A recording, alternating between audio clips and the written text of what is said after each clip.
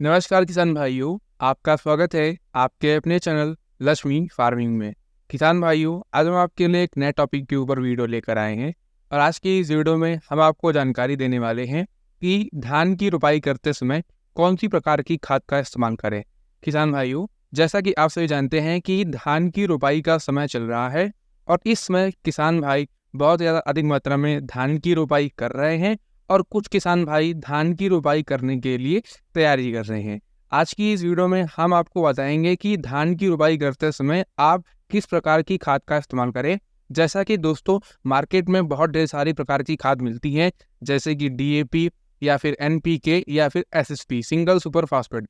आपको इन तीनों प्रकार की खादों में से कौन सी प्रकार की खाद का इस्तेमाल करना चाहिए जो आपकी धान की फसल के लिए बेस्ट रहेगी, कितनी मात्रा में इसका इस्तेमाल करना चाहिए और आपको यह खादें कब दे देनी चाहिए, यानी कि धान की रुपाई करते समय आपको इस खाद को कब छींटना चाहिए, इसके बारे में भी आज की इस वीडियो में हम आपको संपूर्ण जानकारी देने वाले हैं। तो वीडियो को शुरू से अंत तक जरूर देखिएगा और अपने किसान मित्रों के साथ शेयर जरूर कर दीजिएगा। किसान भाइयों, हर बार आप लोग धान की रुपाई करते समय कौन सी खाद का इस्तेमाल करें, इसके बारे में अक्सर सोचते हैं। आज हम आपको बताएंगे कि आपको डीएपी का इस्तेमाल करना चाहिए, एनपीके का इस्तेमाल करना चाहिए या एसएसपी का इस्तेमाल करना चाहिए, या फिर इन तीनों में से कौन सी ज़्यादा बेस्ट है। दोस्तों, इसको हम थोड़ा सा टेक्निकल टर्म्स के माध्यम से समझेंगे। किसान भाइयों, जैसा कि आप सभी जानते हैं कि डीएपी का फुल फॉर्म होता है डाई अमोनियम फॉस्फेट। डीएपी में आपको मुख्य रूप से दो तत्व मिलते हैं, एक नाइट्रोजन और एक फास्फोरस। डीएपी में 18% नाइट्रोजन और 46% फास्फोरस होता है। किसान भाइयों, धान की रुपाई करते समय हमें सबसे ज़्यादा जो महत्वपूर्ण तत्व होता है वो होता है फास्फोरस, क्योंकि फास्फोरस हमारी जो पौध है धान की, उसकी जड़ों के विकास के लिए बहुत ज़्यादा आवश्यक है। शुरुआती दिनों में, शुरुआती चरण में यदि आपके पौधे की जड़ का विकास बहुत ही तेज़ी से होगा, उसकी जड़ गहराई तक मिट्टी में पहुँच जाएगी, तो वह बहुत ही तेज़ी से उसमें अधिक मात्रा में कल्ले आएंगे, पत्तियाँ आएंगी, हरा भरा रहेगा और उसका विकास तेज़ी से होगा। इसलिए आपको फास्फोरस की सबसे ज़्यादा अधिक मात्रा में आवश्यकता होती है। डीएपी में आपको 46% फास्फोरस देखने को पाया जाता है। इसलिए डीएपी को सबसे सर्वोत्तम और सबसे अच्छी खाद बताया जाता है धान की फसल में रुपाई करते समय। चलिए बात करते हैं एनपीके में। किसान भाइयों, जैसा कि आप सभी जानते हैं कि एनपीके में आपको 3 तत्व मिलते हैं, एक होता है नाइट्रोजन, फास्फोरस और पोटेशियम, पोटास। किसान भाइयों, इन तीनों तत्वों की आवश्यकता पौधे में अलग अलग समय पर होती है। नाइट्रोजन का काम होता है पौधे को हरा भरा बनाए रखना, उसमें अधिक मात्रा में हरापन रहे और उसमें अधिक मात्रा में पत्तियां निकलें। फास्फोरस का काम होता है जड़ के विकास के लिए, उसमें अधिक मात्रा में कल्ले, शाखाएं निकलें। ये काम होता है फास्फोरस का कि उसकी जड़ें अच्छे से विकसित हों, फैलें, मिट्टियों में गहराई तक जाएं और तत्वों को अवशोषित करें मिट्टी से जो भी उसमें उपलब्ध हैं। किसान भाइयों, पोटास का काम तब पड़ता है जब हमारी जो फसल होती है वह फ्रूटिंग स्टेज में पहुंच जाती है, यानी कि जब उसमें बालियां लगने वाली होती हैं, दाने लगने वाले होते हैं। लेकिन ये जो एनपीके खाद है, इसका इस्तेमाल जब आप रोपाई के समय करते हैं तो यह भी बहुत आवश्यक है, आप इसको भी इस्तेमाल कर सकते हैं। लेकिन एनपीके में, जैसे दोस्तों आप जानते हैं, बहुत ढेर सारे अलग अलग परसेंटेज में आता है। हम आपको जो बता रहे हैं वह रुपाई के लिए वह है 12-32-16।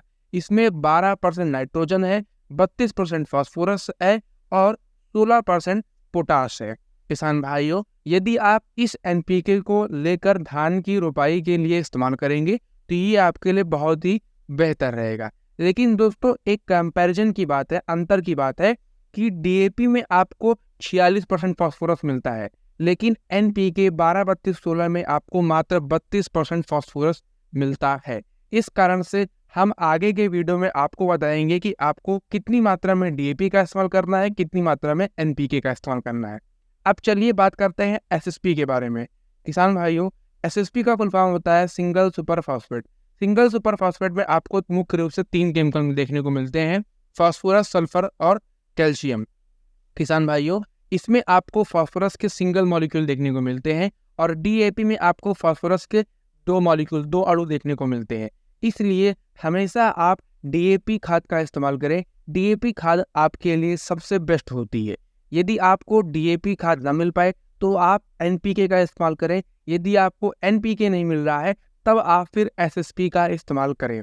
दोस्तों यह तीनों खाद जो हैं डीएपी, एनपीके, एसएसपी, इन सभी में सबसे सर्वोत्तम, सबसे बेस्ट है धान की रोपाई के लिए डीएपी, क्योंकि डीएपी में ज़्यादा मात्रा में फास्फोरस पाया जाता है और सिंगल सुपर फास्फेट और एनपीके में डीएपी की तुलना में कम मात्रा में फास्फोरस पाया जाता है। और किसान भाइयों, धान की रोपाई करते समय हमें जो सबसे ज़्यादा मुख्य रूप से तत्व की आवश्यकता होती है वो है फास्फोरस, जो हमारी धान की फसल की पौधों की जड़ों में विकास करने में सहायता करता है। इसलिए आप सबसे पहले डीएपी खाद मिल जाए तो डीएपी खाद इस्तेमाल करें, ना मिले तो एनपीके, और उसके बाद एनपीके भी नहीं मिल रहा है तो एसएसपी का इस्तेमाल करें। चलिए अब बात करते हैं कि इनको आपको कितनी कितनी मात्रा में लेना है, कितनी कितनी मात्रा में इसकी आवश्यकता आपको पड़ेगी। किसान भाइयों, चलिए अब बात करते हैं कि आपको डीएपी खाद का इस्तेमाल कितनी मात्रा में करना चाहिए 1 एकड़ खेत के लिए। दोस्तों 1 एकड़ खेत में 2 किलो प्रति बिस्वा के रेट से डीएपी खाद का इस्तेमाल करना चाहिए, जिसके हिसाब से होता है 60 किलो प्रति एकड़।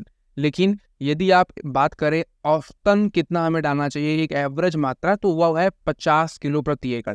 तो आप 50 से 60 किलो प्रति एकड़ के हिसाब से उसके बीच में डाल सकते हैं। जैसी आपकी स्थिति हो, जितना मात्रा में आप डालना चाहते हो तो आप उस हिसाब से डालें। डीएपी एक बहुत ही बेस्ट खाद होती है धान की रोपाई के लिए। अब चलिए बात करते हैं एनपीके के बारे में। किसान भाइयों, जैसा कि मैंने आपको पहले बताया कि एनपीके में मात्र 32% फास्फोरस पाया जाता है और डीएपी में 46% फास्फोरस पाया जाता है।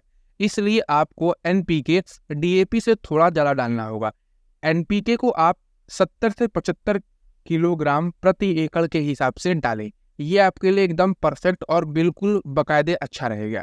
इसके बाद दोस्तों, यदि आप एसएसपी का इस्तेमाल करना चाहते हैं तो किसान भाइयों, जैसा कि मैंने आपको बताया कि एसएसपी में सिंगल मॉलिक्यूल पाए जाते हैं फास्फोरस के, इसलिए आपको डीएपी की तुलना में इसको 2 गुना डालना होता है। यदि आप डीएपी 50 किलो डाल रहे हैं तो आपको 100 किलोग्राम सिंगल सुपर फास्फेट को डालना होगा 1 एकड़ खेत के पीछे।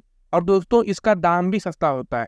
डीएपी जैसे आपको मिलता है 1300 रुपये बोरी या 1500 रुपये बोरी मिल जाता है, हमारे एरिया में ऐसे लगभग रेट लगभग इसी बीच में रहता है। और जो सिंगल सुपर फास्फेट है वह आपको 700 से 800 रुपये की बोरी मिल जाता है।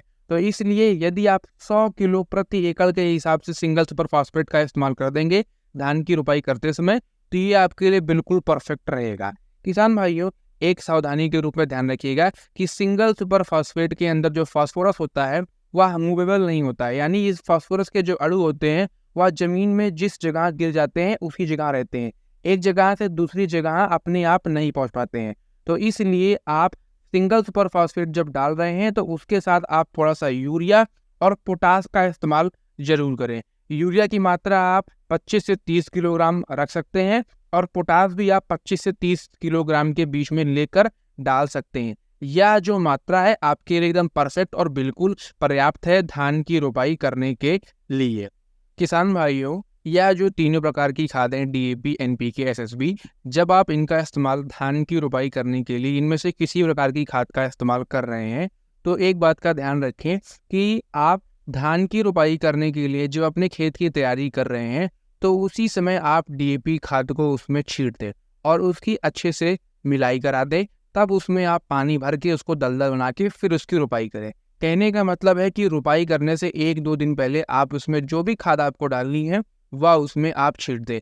ये आपके लिए बिल्कुल बढ़िया और एकदम परफेक्ट होता है, जिससे क्या होता है जो आपकी खाद होती है वह मिट्टी में आसानी से पहले ही घुल जाती है रोपाई करने से पहले, और जब आप धान की रोपाई करते हैं तो वह उसके लिए बहुत ही फायदेमंद होता है और धान के पौधों का विकास बहुत ही तेजी से होता है, उसमें अधिक मात्रा में कल्ले निकलते हैं और जिससे आपकी जो फसल है वो एकदम बढ़िया तैयार होगी। दोस्तों, आपको आज की हमारी यह वीडियो कैसी लगी हमें कमेंट करके जरूर बताइएगा। यदि आपको वीडियो अच्छी लगी हो, पसंद आई हो तो चैनल को सब्सक्राइब कर दीजिएगा और अपने किसान मित्रों के साथ शेयर कर दीजिएगा।